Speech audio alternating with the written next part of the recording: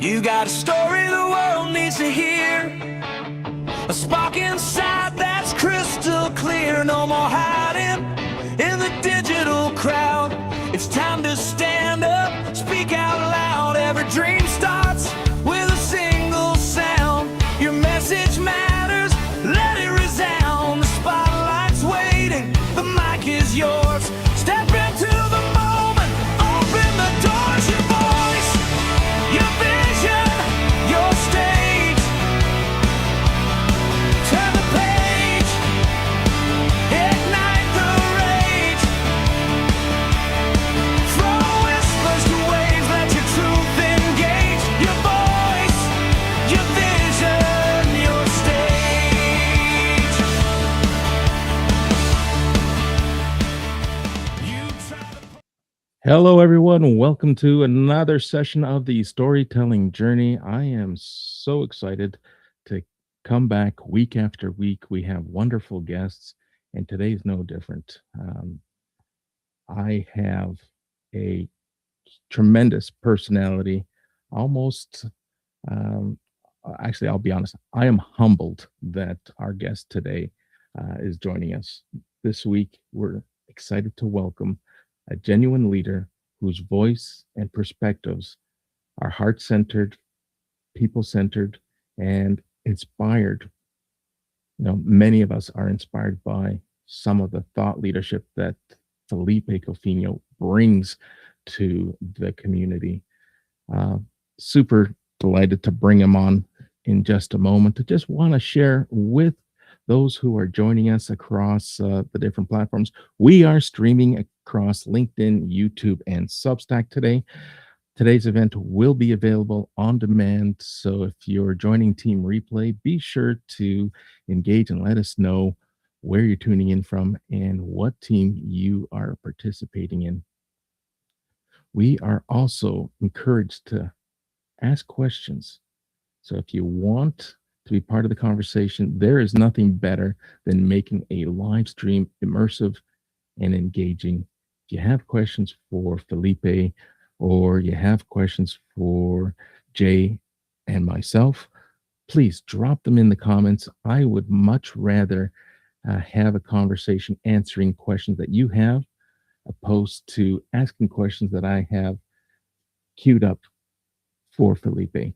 The more this becomes an immersive real life experience, the better it is for everyone. And I just get stoked by the engagement that we've had up until now. So looking forward to today's conversation. We are going to bring our guest as well as my co-host, Jay, up on camera. But before we do that, why don't we let Felipe introduce himself as I get the stage ready for camera. Felipe, welcome to the show. Well, thank you, Americo and Jay, for inviting me. It's a pleasure to be here. I always enjoy listening to you all's show.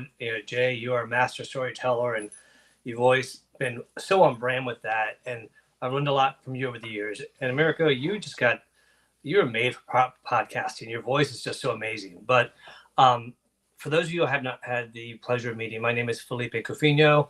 I'm a long-term HR executive.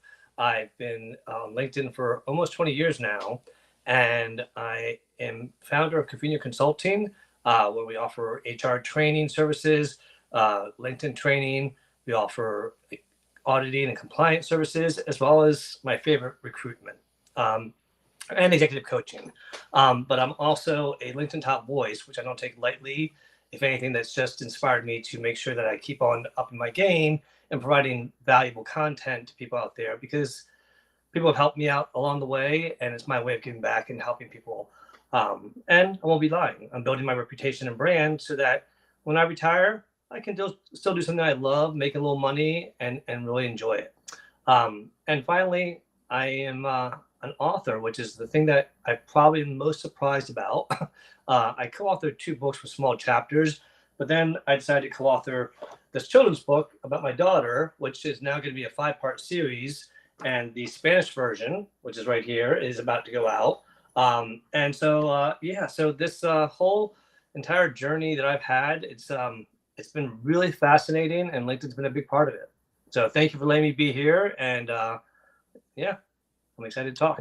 Well, thanks for being here. We have Layla, who's also an HR professional, who is joining us. Let's take a moment here to say hello to our guests and as well as our audience members who are joining us. So thank you, everyone who is joining and participating in today's live event. It is always a delight to have an engaged community who supports um, these conversations and our journeys throughout these live streams. Jay, let's take a moment and say hello. How you doing, my friend? Man, I am doing really good, and looking forward to the conversation. Felipe, I've always been on your show either as a guest, trying to put some insights in, and maybe just commenting text wise. Now you're on this side, so I get to ask you questions. So that's cool. But at the McFadden Nature Center, man, we are seeing now not just the foundation, but we're looking at actual steel girders going up, and so it's becoming real. The museum's going up, and that's pretty exciting. So I'm looking forward to that. The next evolution in what's happening out there on those 1,200 acres of conservation property. So yeah, man, that's going. That's really what's going on in my sphere. So we got Toronto in the house. I'm not the only Torontonian. We have here's another story. I'm going to share a little narrative, because each time we host an event here on the storytelling journey, there's always a puzzle piece that brings us together. So here's today's puzzle piece that brings the three of us together unknowingly. Three island boys have come together. One from the North Atlantic, one from the, I guess, South Pacific. Western. West, okay. And we have Cuban. And the ties to Cuba, my goodness, I love Cuba.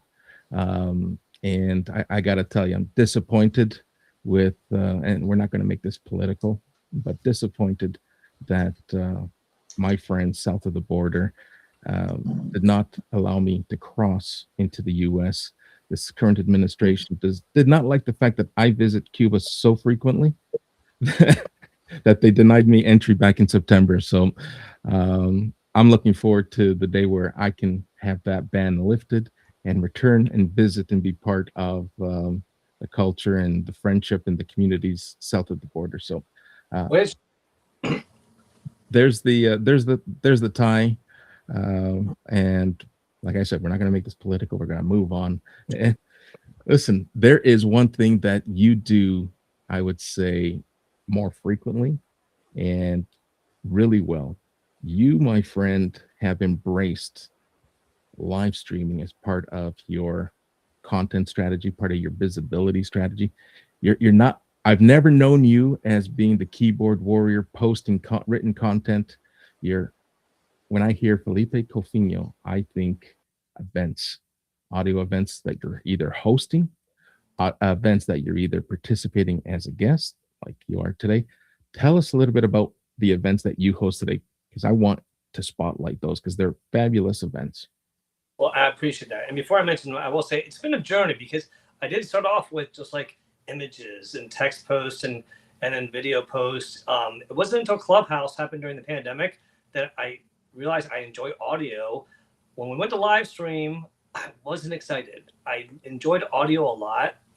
I mean, even before the show, we discussed, should we want to do live or audio? And I like both for different reasons. But the live streams that I have grown now, what I like about it is that LinkedIn is phenomenal. Love you, LinkedIn. Always have.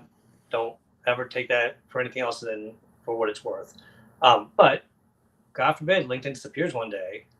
I wanted to have a backup. So having things on YouTube live stream allowed me to put everything on YouTube and have it saved there as well. And honestly, a little bit easier to find.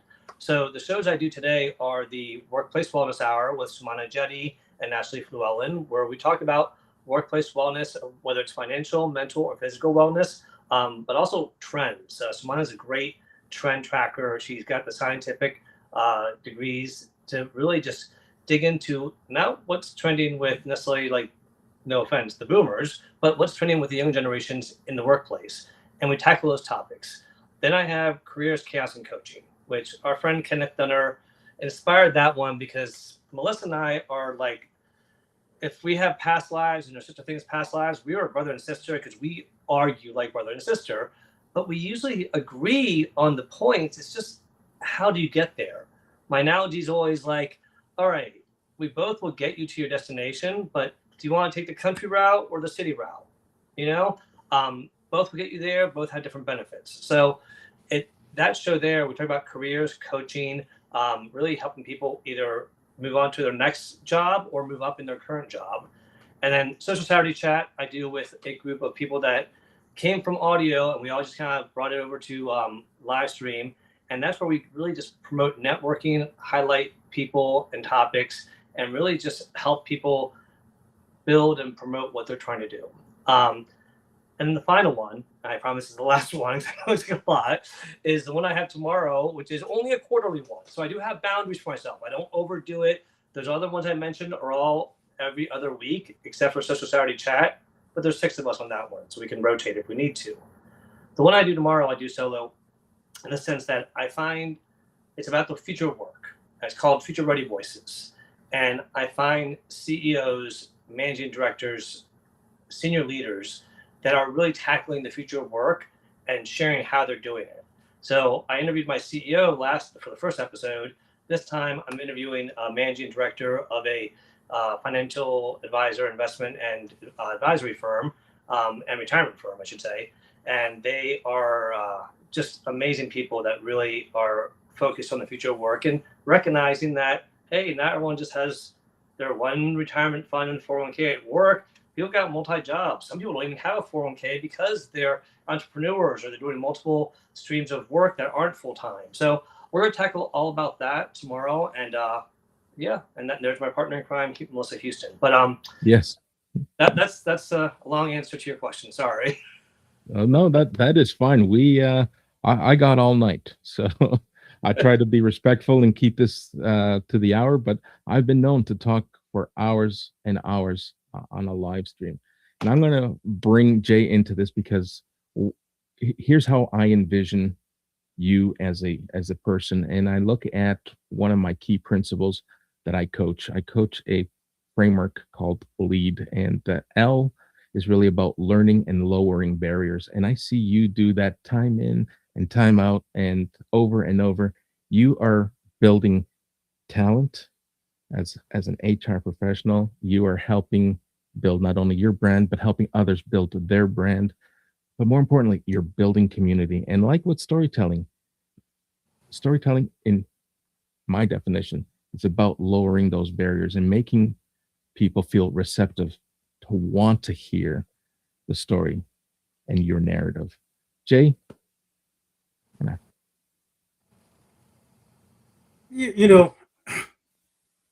Thank you for the kind words earlier, Felipe. The storytelling strategist moniker came as a result of really all the years that I worked in the news business and then turned to my passion of writing poetry in my language. And so, you also talked about America, about, us being islanders, and having heritage there and really sharing my culture, is just another form of storytelling. And so I took all of those things and all of those experiences and insights and really focused on helping others tell their story and share how they can get their message across to people, sharing their brand, sharing who they are as a founder, as an individual, whatever it is, whether it be creative, whether it be professional. And so those are the things that really get me going, wanting to help others. And And recently we started talking about how my business is pivoting, and we're going to help small businesses. So once we get your brand story together, we know what you're doing, where you're coming from, what your message is. We're going to take it to market, and you're going to get money to help your business, right? Your small business. And once you get the money, we're going to get you outsourcing individuals. Now, if you're looking at scaling your business in your small business, you don't have that reach that other big corporations have, man, offshoring is a good option, right? And it helps not only our economy, but the economies of other countries, right? Third world countries usually, and those countries really excel at what they do because that's exactly what they're here for. So I'm partnering with a bunch of businesses to be able to do all of this so that the small business and the individual actually excels with what they want to do. But at the core of all of it is storytelling. And if you have a story to tell, I want to help you. And we're going to get you published. That's what you want to do as an author. So I This love is that. fascinating. I love it. Go ahead. Go ahead, Felipe. No, I mean, and storytelling, I do think that it's a skill that is developed. Some people are natural storytellers, but I think they're natural because they were surrounded by storytellers. My mother, she's a storyteller, and 93 years old. She's got a lot of stories to tell you all, a lot. And God bless her. I've heard them all, and I've heard them a few times, as we all do as children of our older parents. And thank God she's still there, are here. But her stories, it's always going to be picturesque. It's like she's like, oh, you know what that happened to me and your father? It was 1940. We're in Cuba. World War II was going on. I'm like, oh my God. I just asked her how to make the arroz con leche. That's all I wanted to know, but it just went into a whole story. I'm like, I didn't ask about Cuba in 1940s. I didn't, none of that. But if you listen to the story for the first time, they're fascinating. They're amazing. That's why she's writing her life story. And for me, I think that when you're trying to promote a company you work at for recruitment, I tell a story about what it's like to work there so they can picture it. I'm a very visual person, and I think storytelling gives people that visual as to, oh, okay, I see what you're trying to say, versus it's a great place to work. What the hell does that mean? Can you give me a little bit more than that? But when you share about, well, this is what we do, this is how we celebrate people, this is what we do to help people grow and learn, this is how we promote people, that's where they really get at the visual. So I just think that there's so much value to storytelling, and it's always a skill that I'm always trying to improve on. Fabulous. Not sure if this is a question or a comment. Mike wonders what Felipe would look like with a goatee. Mike, I have had a goatee, and I think you've seen me with a goatee. If you go to my YouTube channel right here, it's got pictures of me with a goatee. The problem I have with the goatee right now is, Americo, yours looks great because it's evenly colored across the board. My entire bottom half is gray, and the top half is all black.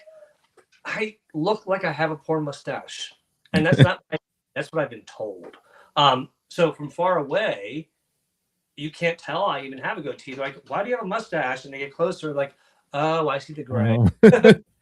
Once it all comes in gray, I'll bring it back. But until then, yeah, I don't want the association of it being that all the time. And I hear it way too often. That's funny. Now, we talk a lot and we hear top voices and LinkedIn personalities talk about the importance of authenticity. And I think that's where my pivot happened. I was once trying to figure LinkedIn out, and I was a keyboard warrior and following all these trends and all these hypes and hacks and realized, like, yeah, this isn't working. There's I think as of yesterday, I saw 1.3 billion members, and myself as a keyboard warrior, I'm not going to make it. I won't survive. But I found my place when I leaned in to a hot mic on camera, and that's where I found authenticity stands out the most. In a world where we're hearing a lot of AI slop, as just being normal practice. There's no slop here. There's real vulnerability. I could mess up. There could be a technical glitch in how I respond, and how I keep our community engaged during the live event is what authenticity is to me. And I'm in a position where I want to help those who are overwhelmed, want to bring a live content strategy to their personal brand. I'm now in a position where I can help those people, because that's where authenticity lives. You can write something, and first judgment people are going to make is, was this crafted through a prompt of some kind? There's no prompting here. There's three people having a conversation, sharing their story, sharing their narrative, and this is where authenticity lives. What can you share? Because you are authentic, my friend. Regardless of where you show up, it is the same persona, the same human kindness that I feel resonating through all your live presence. Thank you. I really appreciate that. It means a lot, because I do try to be real and authentic, which sometimes bites me. It's not always received well, and that's okay. Not everyone's meant to like everyone across the board. But what I have realized, and I learned it early on from a LinkedIn, she was just a big LinkedIn user. She's from Australia. Her name's Diana Nguyen, known as Dancing Diana. And she was at a LinkedIn local here in Virginia by DC. And I'm like, you came from Australia for this? But she was doing a few other trips. And when I was showing her the videos I was doing, the videos at the time were all about the employees I was highlighting and the workplace. It was all about employment branding and what are the employees doing? What do they like about work? What are they inspired to do? And when I was showing her that, she's like, what about you? I'm like, I'm in there. You got me right there. And she's like, no, what about you? People, why should people listen to you if they don't know who you are? Why should people believe you if there's no reason to connect with you? And so she's like, people need to know who you are, flaws and all, because that's who they relate with. And when you're being that transparent and honest, you're more likely to resonate with people. And I thought about that, and I tested it. I thought about it for a long time. I did a lot of trials and A/B testing. So let me just tip my toes in there and see how they feel when I share this. And what I started realizing was, besides the fact that, I'll be honest, the engagement on when I share about my personal life or my family or tribulations or struggles, they get the most engagement than any other post I put out there. And it's because people are seeing the human side.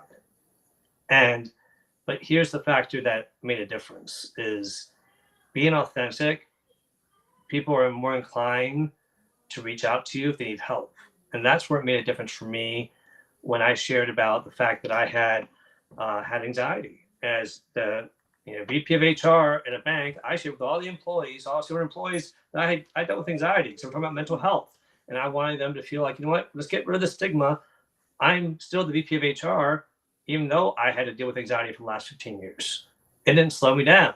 Well, it may have slowed me down a little bit, but it didn't stop me.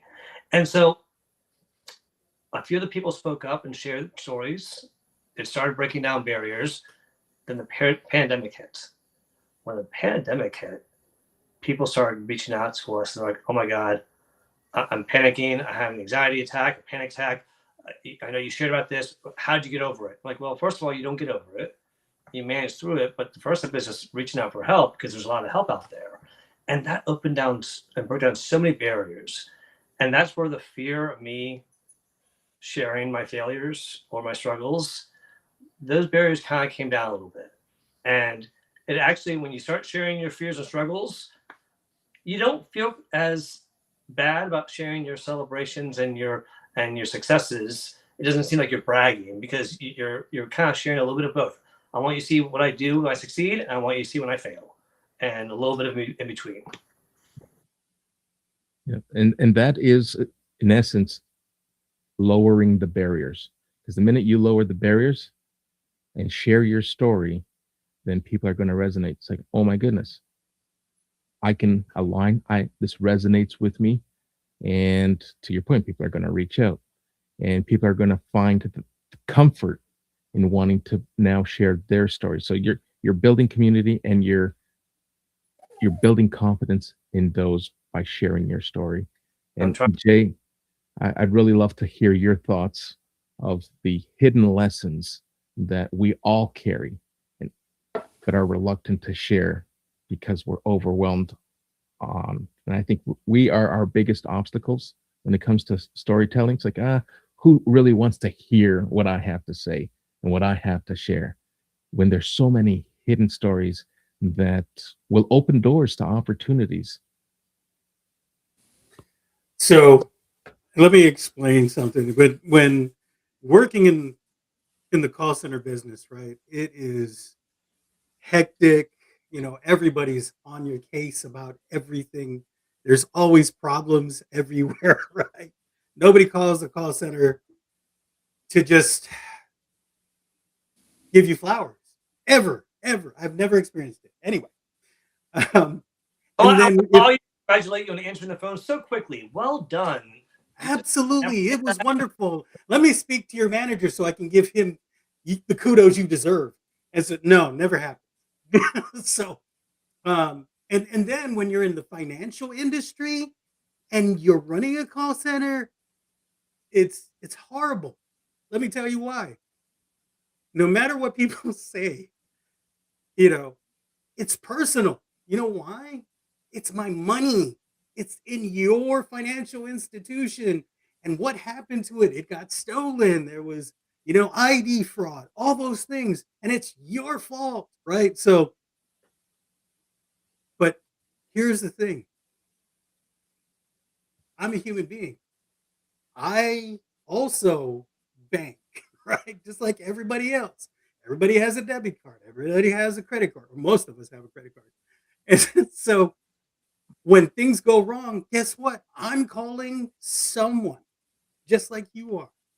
And so when we kind of humanize our interactions by sharing a story like that, it allows us to connect with others. Right? There was a training I had really early on, and one of the things they said was to connect with somebody immediately. If you hear a baby in the background, or if you hear a dog barking, you say, "Hey, is that a dog? Is that a baby I hear? Oh, that's great. It's wonderful." Let me tell you, that's not a real good way to make a connection, because one of my agents said, "Hey, is that a dog in the background?" No, that's my son.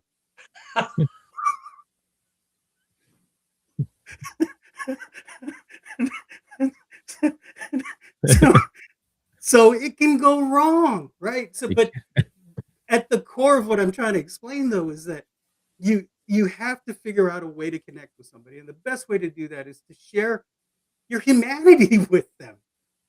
And how do you do that? You do that with a story. You do that with a story. And I can give you many examples of how I connected with people, because as a manager, obviously, you get all the escalations, right? Nothing comes to you that's, again, flowers and roses usually. And so it's coming to me like, uh, everybody and their mom is at fault. And all the 10 people I spoke to before you, and the 2 hours I spent doing all of this. So by the time it gets to me, it's here, right? And so, that Americo voice, I put that on. I go, man, I really appreciate what you're trying to say to me. I don't understand what's going on right now. And it's only because I can't understand you, just to be honest. And so for me, when these things happen, I just kind of take a breath and try to figure things out and explain in just plain simple words what's going on. Can you tell me what's going on? So those are the things that you do, right? You just kind of pick your moments and tell your story so that they can share yours or theirs. There you go. Listen, I'm going to bring up a No. comment that I had scrolled previously. Layla had shared, being vulnerable as a leader helps others. And you're being a HR professional, I'm sure you have similar examples, or we can talk about this at nauseum. But when I bring together what Jay just said and what Layla's saying about vulnerability and using that escalation as an example, I always felt it was important when someone on the other end who was frustrated to let them share their story. And I would just not say anything, to the point where the customer, the person on the other end, is like, are you still there? It's like, absolutely. I think that it's important that I sit here and listen to understand your side of the story. And you see those barriers just come down when you let them know that you're listening and you're giving them the space to share their story. The whole dynamics of the conversation changes.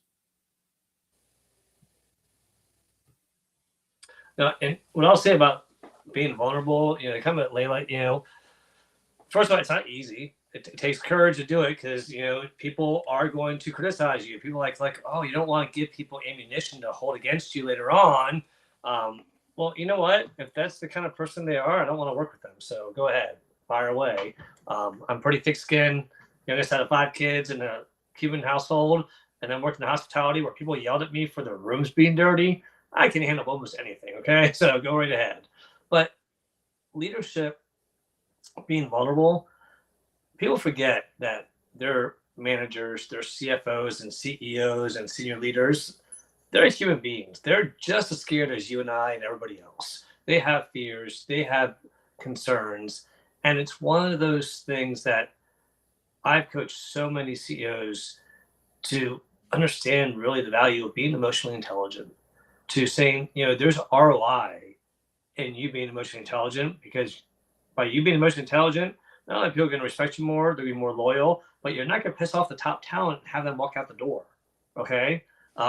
And those are things that when people do show that they're vulnerable, instead of being, oh, I'm private I respect, but don't use that as an excuse as a leader not to be a little bit vulnerable, because a leader is going to share that. That's how you became a leader. You learn from your mistakes. Let people know it's okay. So I love that you brought that up. And yes, the copper is here. Copper's right here. Here, Copper, come say hello. He wants to hide you. Come here. Penny, my boy. Here he is. Here's Copper. There he is. There's Copper. Everybody simultaneously. Oh. I should have had a sound effect queued up for that. Yeah, Copper's been very, very, very well liked on LinkedIn here. He gets a lot of attention. And then I have to show Gia. Gia is my grand dog. She's my daughter's dog, so I call her my grand dog. And here's Gia. Gia is a little girl, pit bull, who is the most docile thing. If I raise my voice too much, she will flip over on her back and be like, what did I do wrong? And she loves Copper. She just wants to lick him all day long. So there are the dogs, everyone. Awesome. Well, thank you. There you go, Meryl. We have not only Copper, but Gia making a guest appearance. Now, for our members in the audience listening today who may be content creators, may be entrepreneurs, what can you share from an HR lens about the human moments? Because I'm sure you have stories, and there are people who confide in the human resource professional and share some of their human moments that are impacting their day-to-day life. And as much as we try to keep things at the door, HR has typically been a safe space to seek out help and support. And what advice do you have for those who are apprehensive to sharing their story? Well, I apologize. I was looking for my mic and I picked up the dogs off. I'm like, where'd it go? HR should be the most psychologically safe space for people to go to in the workplace. Is it always? Unfortunately not. Just like any profession, you got your bad actors. It's just like the lawyers. There's attorneys out there that do great work, and then there's just some slimy ass attorneys. Let's just call a spade a spade. Well, HR, there are people that are there for the people, And the people are there that are just there to look good for their CEO or their immediate supervisor. As long as they look good, they don't care how they treat everybody else. But for those that I learned from, they all did it because they cared about that workplace. They wanted to make it the best place to grow, learn, succeed, and feel safe. And so, one of the things I always tell people is that confidentiality. I always say, if I lose your trust and confidentiality, then I have failed. I have failed horribly, because if you can't trust me with, besides just confidentiality, stuff about your benefits, your medical, that's where you need to go for these kind of things. And so that confidentiality and trust is so valuable. And so I always encourage people, if you have a relationship, it may not be with the entire HR department, maybe just be with one of them that you really feel like you can trust. Lean into that, tap into that, share your story with them, because they can be your biggest advocate when things do come up. When people say, like, oh, why is Jay just not performing in the call center as high as he normally is? He's usually like top performer, and now he just seems a little grouchy. Do we just need to write him up? Well, has anyone talked to Jay to find out how he's doing? No. Okay, well, let's do that first and find out, is there anything going on in his life, and let him know that we're a little concerned, and that way he's aware of it. If it keeps on going, then we can address it later on as documentation. But be sincere enough to check in on people, and HR is the one that helps train people to do that. That's what I do. Is a lot of managers and leaders have not been trained in leadership and managing a team, and knowing how to be able to help their team grow, develop, and trust them. And so that HR role, having them come in and share stories and having that trust, is invaluable to me. And I think that anyone that's in HR wants to be interrupted.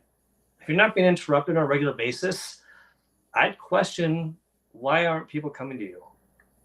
Is your place that great of a place to work that there's just no issues ever? I doubt it.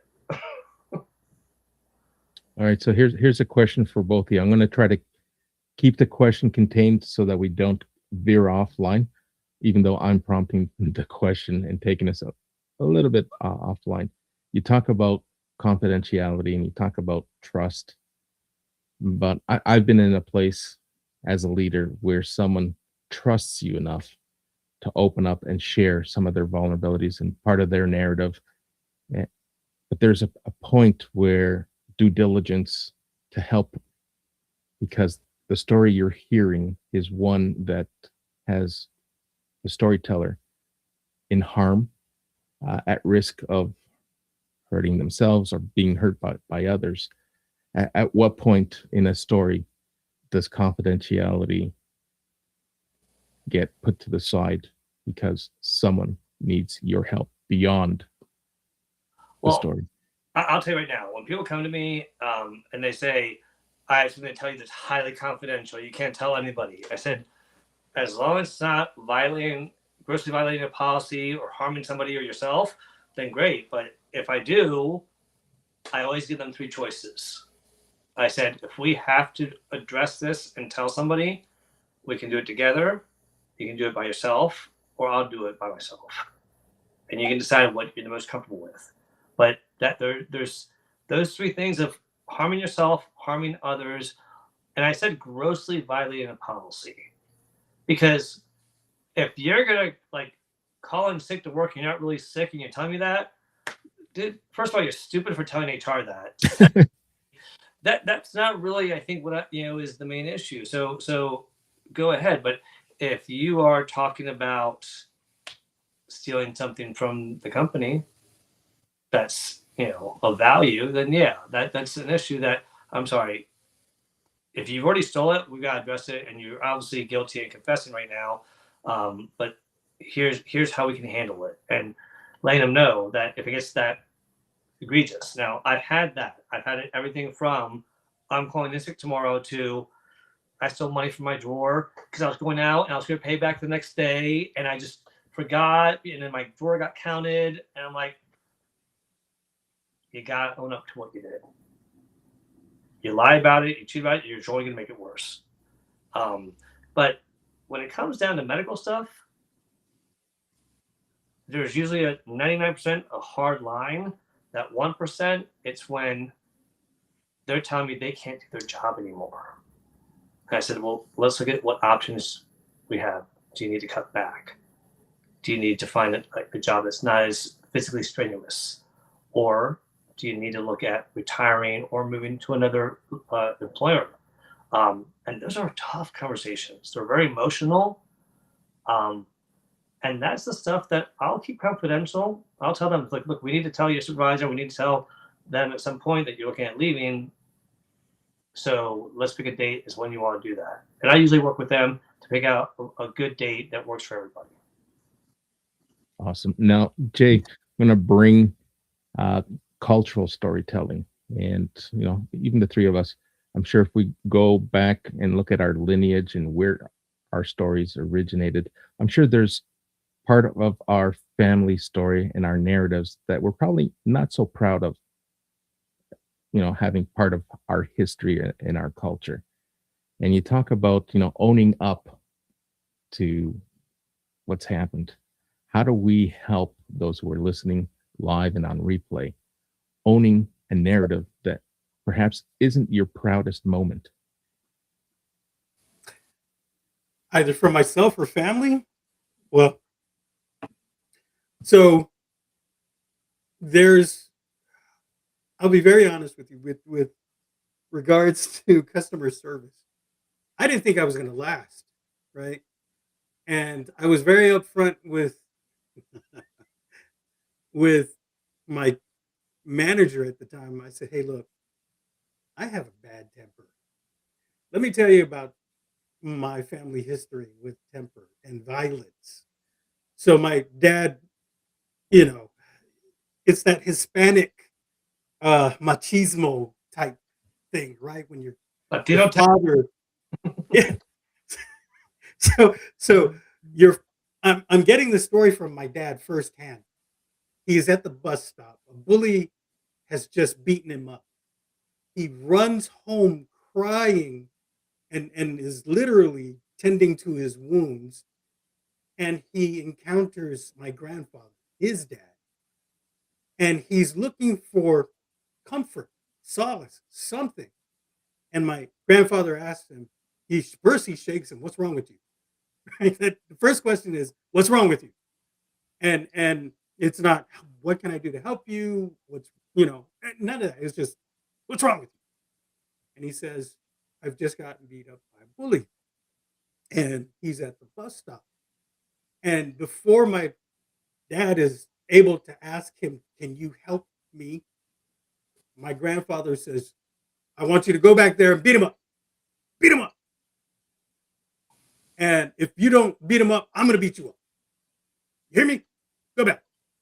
So my father, he's like maybe 8 or 10 years old, and this kid is maybe a couple years older than him, bigger. He goes back, and the guy who just beat him up, he now fights and beats him up. And I'm like, "Okay, Dad, hey, where's this story going?" He goes, "I was more scared of my father than the bully who just beat me up." Do you understand? So this is the type of violence, right?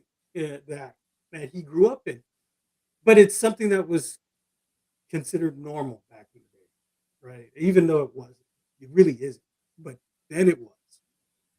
And so I'm sharing this, I'm sharing this with my manager, and my manager's like, "Wow, what's wrong with you?" And I said, "Well, so, but when you hear stories like that and you grow up in something like that, it feels normal to react like that. So I want you to understand where I'm coming from. If you see me chucking stuff at the wall, okay?" And they're like, "No, no, no, no, don't be throwing stuff at the wall." I'm like, it's metaphorical, maybe, but I when you share stuff like that, when you're vulnerable enough to be honest with who you work with, it allows them to see a side of you, to understand what's going on in your mind. And if you don't do those types of things, when you're not sharing that information, then they won't understand why you're seething in your seat, Why is there steam coming out of your ears, right? And so I think that's kind of important when you're working in an environment where there is a lot of tension. How do you maneuver with that? How do you work around those types of things? Well, you need to be open about how you handle things with the people that you work with, so that they understand you're not going to go postal. Hey, that's an old phrase. Um, from doing the type of work that you're doing. One thing else that Nicole mentioned about how to get vulnerable. Leaders want people to come to them about things and feel comfortable being vulnerable. But to your point there, Jay, leaders need to kind of lead by example. You want people to feel comfortable with you. How much do you trust them and how much are you sharing? Now, some people say you shouldn't share too much, and I don't disagree. There's a fine line as to how much to share. There is such a thing as oversharing. But when you share enough to say, hey, you know what? I've dealt with that, or I made that mistake before, or I have worked with people that have overcome that, it shows them that you might understand them. And they're more likely, when they know that you're not going to judge them, criticize them, or hold them back in their career because of them sharing it, they're more likely to talk to you. But as a leader, it's up to you to break down that barrier. Don't say, why do my employees not talk to me about that? Why are they sharing that? Shame on them for not sharing that. Nah, shame on you for not making them feel comfortable enough to share it with you, because unfortunately, too many people do judge them, criticize it, hold it against them, and use it as a reason not to promote them. And it's unfortunate, but just for every two great people out there, there's one bad person probably. Hopefully it's actually that's really sad. Let's say for every like 9 people, there's one bad person. That sounds a lot better. Let's just pretend those are the stats. Fantastic. Here, let's lean into Layla's comment. It is important to invest in leadership development, and if we combine this investment and tie it into storytelling, I'm going to give you my perspective as what's so important when it comes to helping develop leaders, or just the self-development. From a storytelling perspective, it is so important to make sure that the story you're telling is not a top-down tone. You, I love creating culture and environments where everyone feels equal, right? As a leader, that was important to me. I never wanted anyone to feel like I was talking down to them. No one ever worked for me. They always worked with me. And with storytelling, it's important to respect those who are sharing their narrative, to feel as equals. Do you agree? Or am I just out to lunch on this? Well, no, I think that, especially in leadership development, there's training out there that should be available to all, because a lot of people are in development roles and have never received any kind of training. But for every class that you have that's applied to, is available to all, you got to really have those. Hey, like in my catalog of trainings that I offer, I have entry level supervisory, I have middle management supervisory, and executive supervisory leadership. There's all three have some similarities that cross over, but the roles change. The emotional intelligence expectations change. The KPIs and metrics to keep an eye on change. And managing different personalities. That's the big one that people don't understand. Well, they're not behaving like everybody else. Guess what? They're a different person. You want to get into leadership? The title is not the only thing that comes with leadership. It's the responsibility of learning how to help and manage multiple personalities, generations, ages, styles of work, and help them be successful. So here's go ahead. Go ahead. No, I was just going to kind of go on what you were saying. I think that if we allow for an environment, and Mike was talking about this, he worked at a toxic work environment. if we allow for the environment in the workplace to be open and people see that, it's got to start from the top down, right? And I think that's where HR really has an important role in helping steer the culture, right? I worked in, unfortunately, in several places where the top down really was horrible when it came to culture, when it came to vision, when it came to where is this company going? How can we get there? And how can we minimize the trauma to our employees? And if there's not that kind of culture statement or vision in the background, then there's not a foundation for people to stand on. And HR then gets chopped off at the knees. Like how are we supposed to help this culture if we don't have one, if we don't have direction, right? And I've been in conversations with HR and you know, they're crying on my shoulder, literally, like, what do I do? Because I can't help steer this company if if I'm not given the steering wheel or I'm not given the map so that somebody can take the steering wheel. You see what I'm saying? So these are the things that I'm gonna be honest with you, you know, Felipe, man, your job is it's tough. It's tough to be No honest. shit. Yeah, it's I can't even imagine. Listen, I've been in toxic environments. I was hired to do this thing where I would build a call center from scratch. I didn't know what I was running into. The entire team was made up of female employees, and the person that I replaced was their best friend, who was one of their girlfriends. And I'm and I was told this later on, after about a year or two, when they saw a dude walk through the door and sit in her seat, it was on. And so, and I went to HR because I felt it. It was like I walked in the door and I heard Darth Vader's song come on. For me, for me. And so, what do you do in that situation? So I went to HR. But again, there was not something that they could lean back on and say, hey, this is what I can help you with, because hey, look at this culture statement, this vision, right, for the company. This is what's going to guide us through this situation. I had no clue what I was walking into. So You yeah, know, tough stuff. we talk about culture and mission statements. One of my big things I always fight for is when I see, especially, okay, vision statements are shorter, but the mission statement, usually typically longer. If I don't see them mention the employees, huge red flag. And I always tell the CEO, I'm like, go ahead. It's not an HR issue.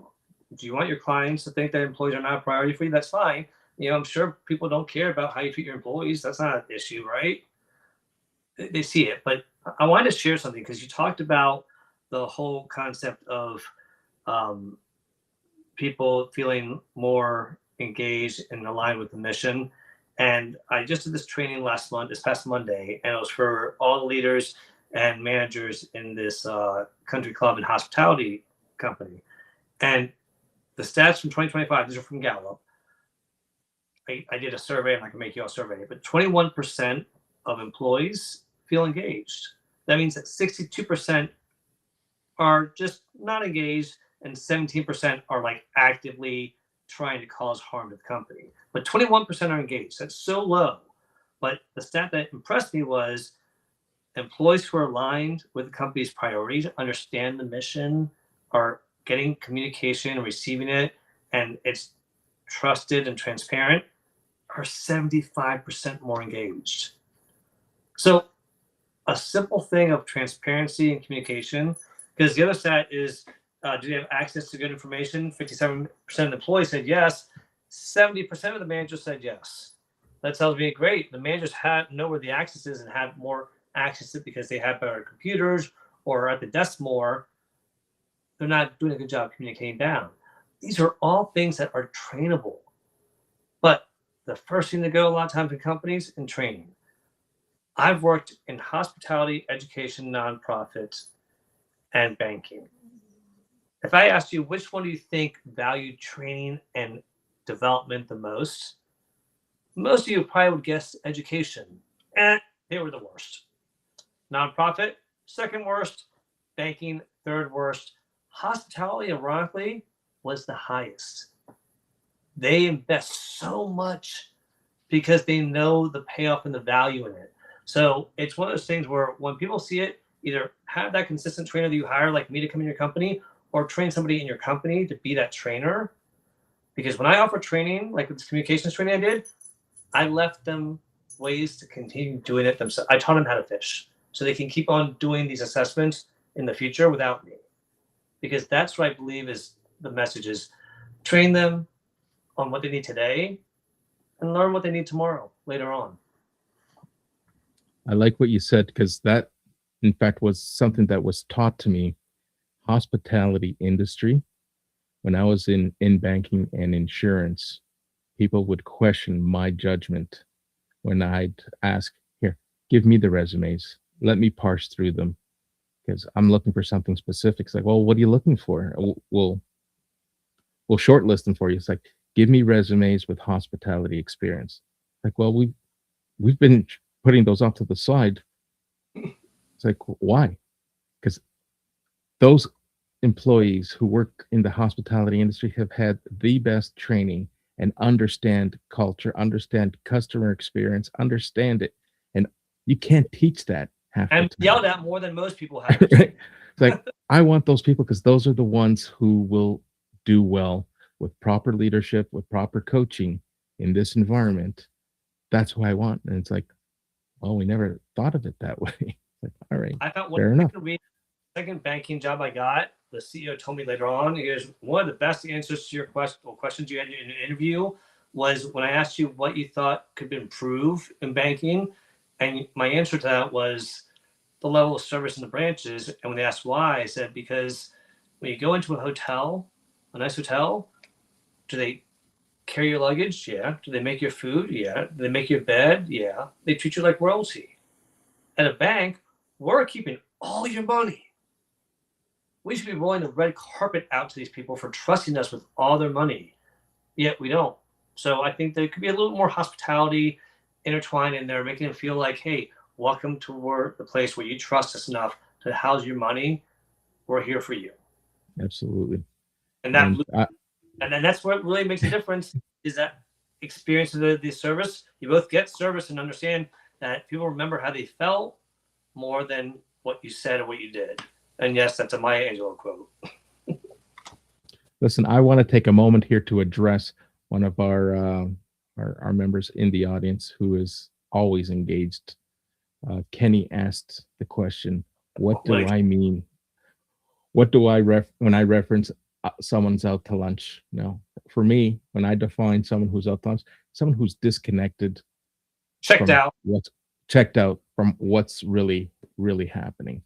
That is the response. I don't want Kenny to think that I shrugged it and swept it under the rug.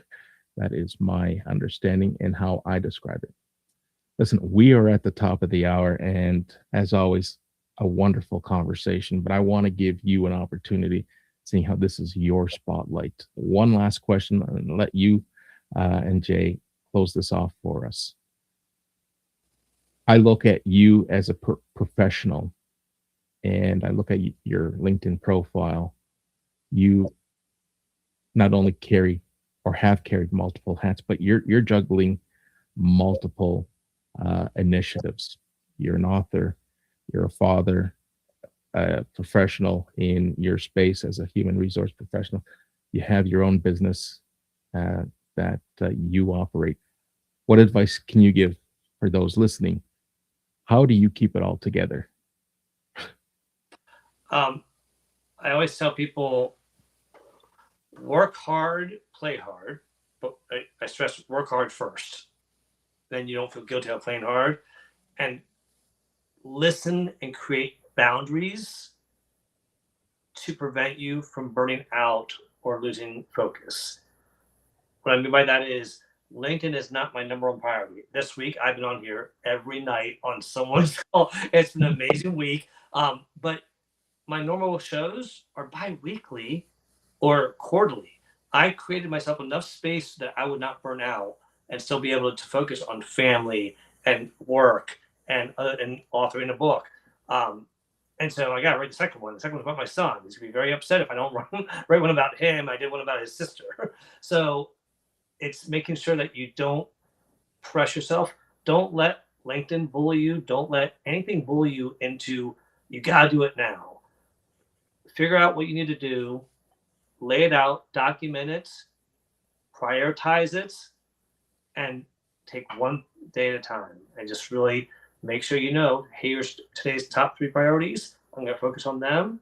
If I have time for other stuff, great. But right now, I'm only going to make myself must get done 3 things a day. And then everything else, I'll pick and choose. Do I want to spend more time with family, or do I want to get more things done? And I'll go from there. And that's what I try to do with these things, is make sure I prioritize them and respect myself enough that I don't burn out. Beautiful. Now, Jay, I'm going to let you maybe close this off with the moral of the story, or a story of your own. How can we wrap this up? I think that one of the things when we're dealing with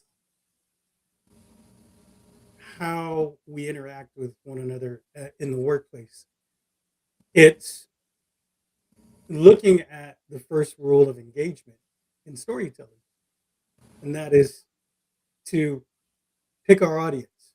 Who is our audience, right? And so if we're talking to the VP of finance, how do we engage with the VP of finance, right?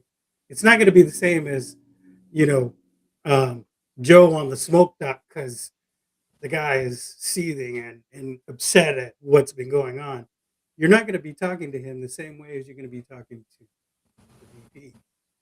And, I think that's some of the things that we were talking about. How do we figure that out? Look at the audience. How do we meander through our engagements? It's, who are we talking to? And how can we best get our message across so that we can both do our jobs effectively together as a team? I'm going to point to this book. I don't know if you can see it. The 6 Type of Working Genius. I don't know if anybody has seen this. Melissa's great, and she's a proponent of Venn diagrams, right? She talks about it all the time. This thing, right, basically it boils down to the individual and how that individual works together with the team, right? You have all these skill sets, all these insights, and how do you fit this cog into this machine? That's you. And then your audience and your story. How does that fit into the broader story of the job, of the company? But you know what? There's also responsibility on the company side. And it starts with their narrative.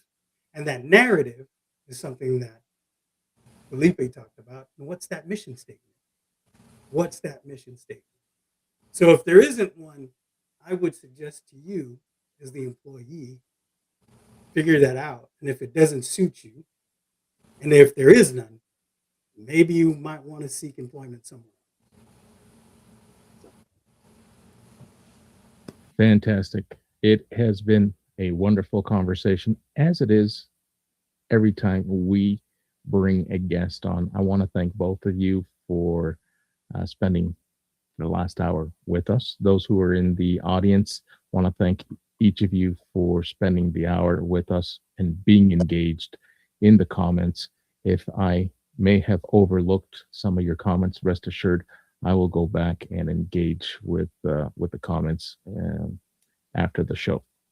I want to thank those of you who are watching this on demand or part of Team Replay.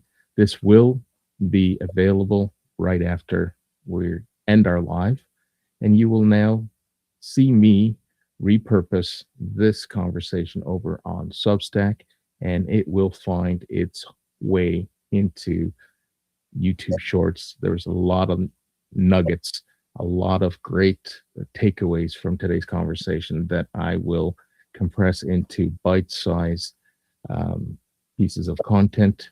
So for those of you who are catching today's conversation or parts of it, be sure to connect with Felipe. He's maxed out on LinkedIn, but he welcomes follows, and I would highly advocate and recommend giving him a follow, as with Jay, who is also a great colleague, and he's got some great things up and coming. So stay tuned. I know we were talking before we went live. I myself have kickstarted a community over on School. It's called Your Stage Community, and it's designed to help individuals who are overwhelmed with going live, wanting to go live, currently going live, but just want to hang out with live-minded people.